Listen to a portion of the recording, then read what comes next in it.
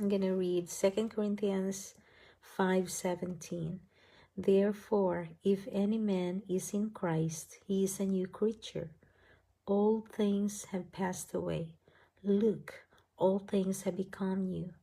All this is from God, who had reconciled us to himself through Jesus Christ and has given to us the ministry of reconciliation.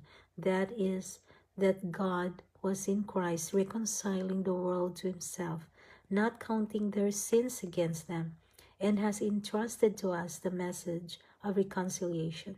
So we are ambassadors for Christ, as though God were pleading through us. We implore you in Christ's stead, be reconciled to God.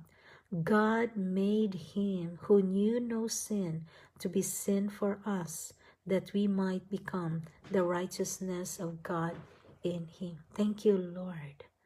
Thank you, Lord, for making that great exchange. My sin and your righteousness has been exchanged at the cross of Calvary.